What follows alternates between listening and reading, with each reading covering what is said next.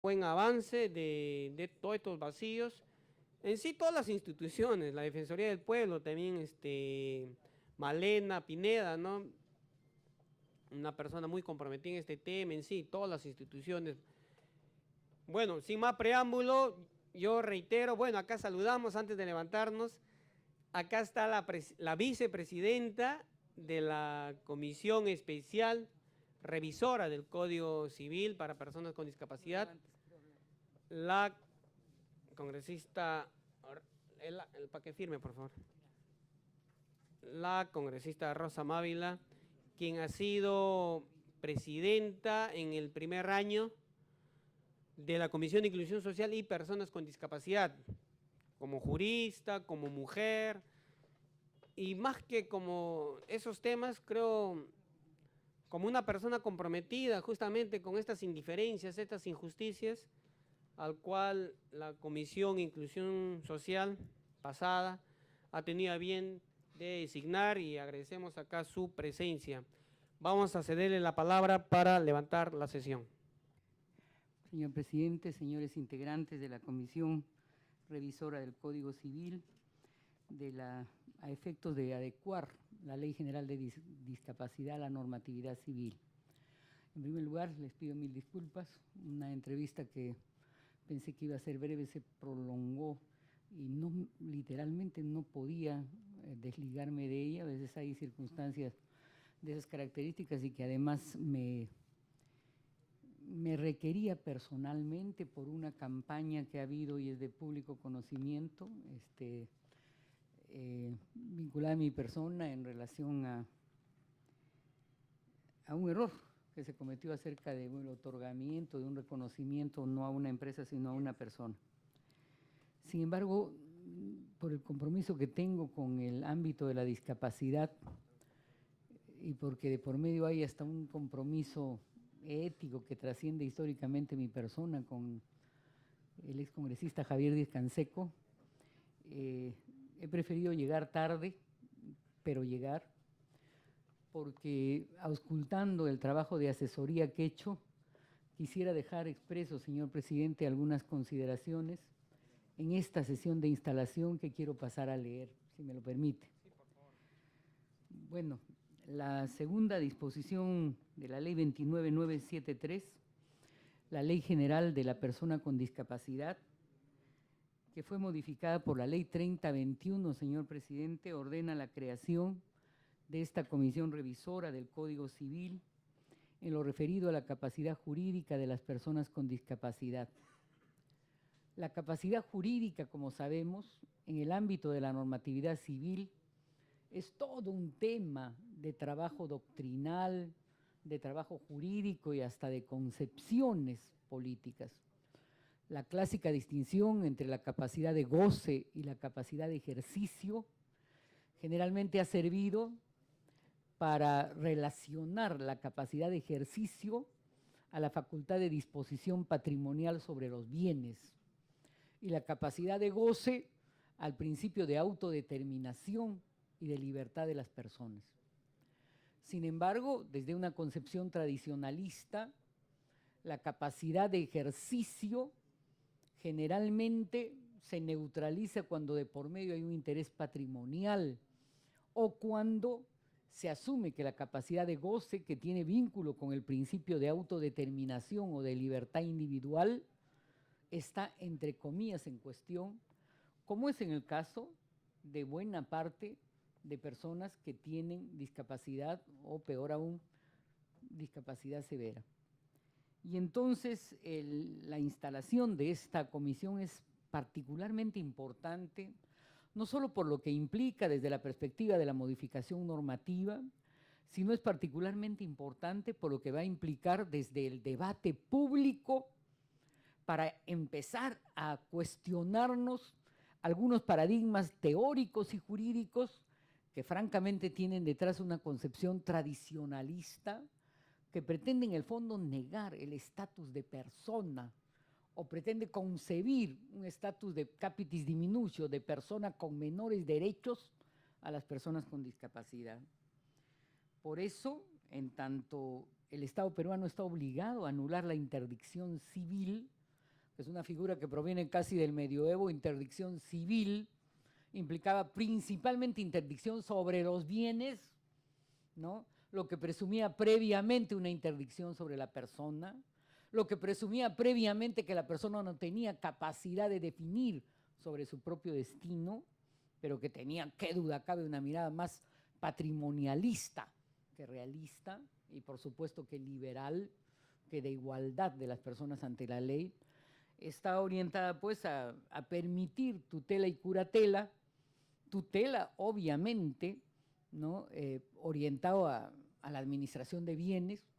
Les impresionaría saber que en un trabajo que hicimos en la maestría de Derecho Civil en la Universidad Católica, la cantidad de artículos que aluden a la palabra niño, para ya no hablar solo de discapacidad, el 95% de palabras que se refieren a menor o niño tiene que ver con la relación del niño o menor propietario.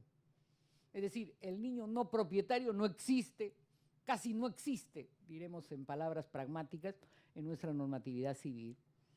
Y entonces, cuando hablamos, hay que hacer la analogía, cuando hablamos de discapacidad, ¿no es cierto?, se asume que normalmente el que tiene discapacidad no debe administrar propiedad. Y como no debe administrar propiedad por su presunta limitación de naturaleza procedente de la discapacidad, obviamente terceros tienen que administrar ese patrimonio. Y yo sí he visto, aquí nomás, una vez en una cochera que está detrás de las salas del Palacio de Justicia, acá en el Parque Universitario, a una persona la estaban tratando de intimidar y retener a la fuerza, así, manu militari. Y esa persona, que era adulto, masculino, decía, ¿por qué me van a retener si estoy en mi sano juicio, estoy plenamente consciente, no tengo ninguna anomalía? Pero ya había pues una resolución de interdicción. Y la persona clamaba a viva voz que de fondo, de por medio, la verdad en los hechos era que lo que querían era quitarle sus casas, personas vinculadas a él, a título de parentesco. Y entonces hasta los parentescos, los vínculos de sangre, los de la nación y de la cognición sobre todo, se neutralizan cuando de por medio está el dinero, ¿no es cierto? Y qué duda cabe que en el caso de la discapacidad hay, entre comillas, el pretexto para intentar entrar irredentemente, injustamente a la administración patrimonial sobre la pretensión de que la discapacidad implica no autodeterminación, no voluntad coherente y capacidad de discernir entre lo que se quiere y lo que no se quiere. Yo pienso que por ahí, en este ámbito cultural, político, jurídico, está el punto de partida de la comisión. No es solamente una adecuación de norma con norma, eso se puede hacer, que duda cabe, en el papel, pero lo más importante, estimados comisionados, tendrá que ver con el tema de la cultura, de la conciencia, del abordaje de trabajo en mesas de discusión, de debates en universidades, de campañas, porque lo que en el fondo apostamos es a un cambio de mentalidad, un cambio de mentalidad. Aquí hay una persona, la señora Elena Chávez, a quien yo miro con mucho respeto, que alguna vez en un evento sobre ley de salud mental dijo, haciendo una expresión de gran humildad, señora, y de resiliencia, que yo, la verdad, en estos últimos tiempos he aprendido, usted dijo, yo soy una loquita muy consciente, si mal no me acuerdo los términos que utilizó. Sí, pues, señora Chávez, ¿no? Yo también soy una loquita muy consciente. Mi locura tiene que ver con la justicia social, con decir la verdad, y les duele, pues, a gente con mucho poder, sobre todo mediático, en el país, ¿no es cierto? Y entonces esas loquitas, ¿no?, que apostamos al cambio y a la justicia, nos parecemos mucho a los loquitos que quieren defender su derecho a la autodeterminación, ¿no es cierto? Y justamente esa visión de generar trabajos legales, por supuesto, con la Sociedad Peruana de Síndrome de Down, con la Universidad Católica, con cualquier grupo de análisis del Código Civil, debe incluirse, yo creo, en el trabajo de legislación comparada, pero también en el diagnóstico de la realidad, de la problemática, de los temas que vinculan, que hacen relación entre la Ley General de Discapacidad y la normatividad civil. Porque nuestra normatividad civil es anacrónica, ¿no? Quiero decir otro ejemplo, ¿no? Para que hablemos de otros temas y veamos con qué norma nos vamos a topar, ¿no? La norma dice que el padre puede poner en un reformatorio al niño que se porta mal. La norma dice que está mal el maltrato inmoderado del padre a los hijos, y eso mismo dice el Código del Niño y del Adolescente. O sea que maltrato moderado está bien. O sea que poner a los niños desobedientes e institucionalizarlos es parte de una política civil. Si a los niños malcriadillos, ¿no es cierto?, traviesos como lo fui yo en mi infancia, ¿no es cierto?, el padre lo puede encerrar. Obviamente, si eso pasa con un niño travieso, con una persona con discapacidad, cuando de por medio hay otros intereses no tan santos, obviamente la política será institucionalización, institucionalización, institucionalización. Y yo creo que contra esa percepción, que en el fondo rinde tributo al viejo ideal del internamiento, del encierro, que no será cárcel, pero es encierro. Con la congresista Luz Salgado hemos grabado un programa de televisión solo sobre la base de una experiencia. Una vez fuimos a Chaclacayo, recordará congresista en la Comisión de Inclusión Social, a Chaclacayo, para ver qué personas estaban en un centro privado de trabajo con personas supuestamente adictas. Y encontramos adolescentes y jóvenes, ¿no?, que literalmente estaban encerradas. Esa no era una cárcel, pero era pues era una cárcel no institucionalizada en el sistema penitenciario. Y tuvimos que llevar, ¿no?, al fiscal de turno para darle la libertad a estas jóvenes. Y curioso era que las personas que supuestamente atendían su salud psicológica eran personas que siempre le decían a los padres que estaban mal, cada vez más mal, cada vez más mal. ¿Por qué? Porque poderoso caballero es don dinero, pues, y tener encerradas a las personas, ¿no es cierto?, libera a padres irresponsables de una responsabilidad histórica que afrontaron al concebir a un menor, pero a la par significa también contribución, pago a alguna. No digo que todas las instituciones sean de ese carácter, pero hay muchas, porque además todavía en el caso que comento, el alcalde de Chaclacayo no tenía un récord de cuántas instituciones de similares características había en su distrito. Y entonces hay todo un tema de control social y de fiscalización que hacer a determinado tipo de institución.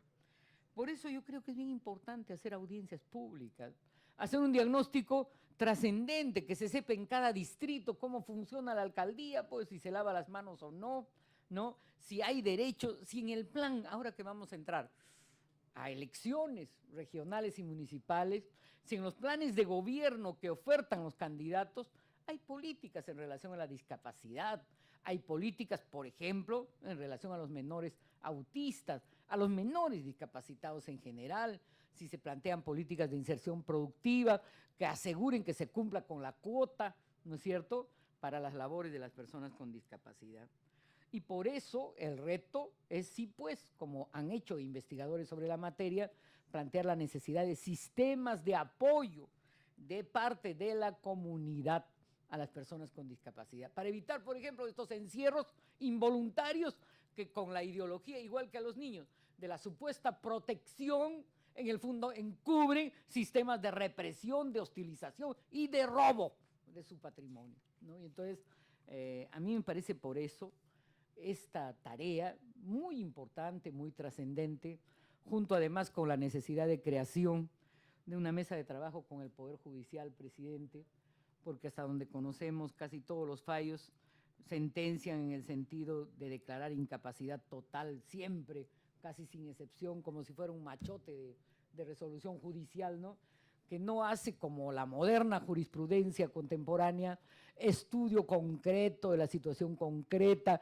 subsunción real del caso en la norma, partiendo del principio de que la institucionalización es el último terreno en el que se debe caer, y creando, por supuesto, redes sociales de apoyo comunitario para el trabajo con los discapacitados.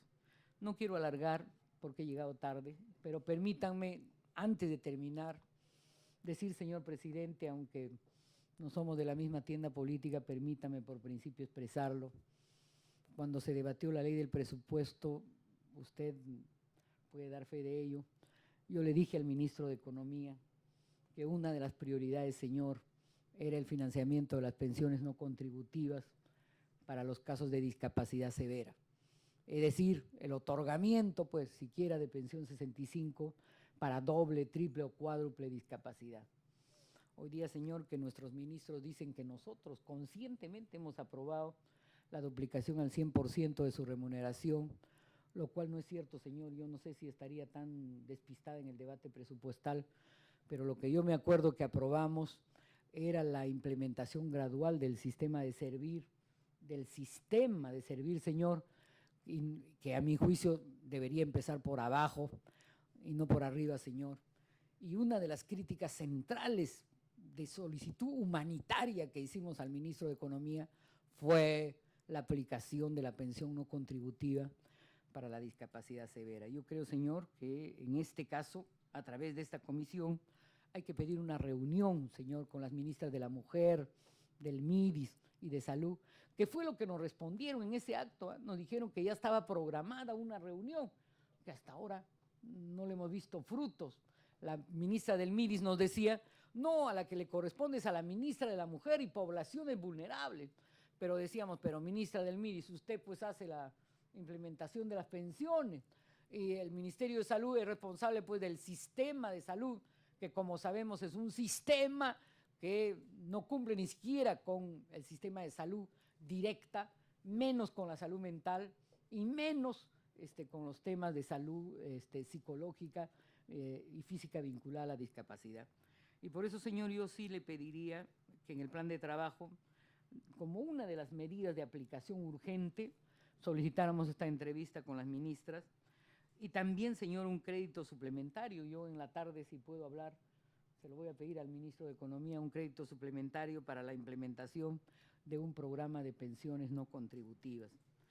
De hecho, señor, todos sabemos que hay un fondo de reserva, que a mi juicio hay que exigirle coherencia, pues así como se aumentan 100 a lo más vulnerable. Recientemente, y con eso termino, he estado en Brasil y tuve oportunidad de conocer a una persona que tiene todo un trabajo muy interesante en el que se le da a todo ciudadano en algunos estados de Brasil y de Estados Unidos un pago, lo que se llama la distribución de la riqueza brasilera y en algunos estados norteamericanos, solo por el hecho de la ciudadanía. O sea, solo por ser peruano, digamos siquiera pues discapacitado, por lo menos se recibe, no una pensión no contributiva, se recibe una asignación que implica una concepción de distribución de la riqueza, empezando por los sectores más vulnerables. Yo creo, señor, que si tenemos que seguir soñando, hay que hacerlo, porque además no es un mito, se está aplicando en algunos estados de Norteamérica y también en algunos estados de Brasil.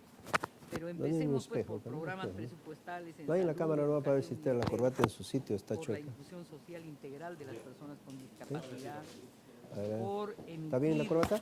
puntos de vista desde el Congreso, como alertas mensuales sobre la situación de la discapacidad, y por plantear también, señor, un transporte público adecuado. Ahora sí me estoy metiendo en los temas del transporte.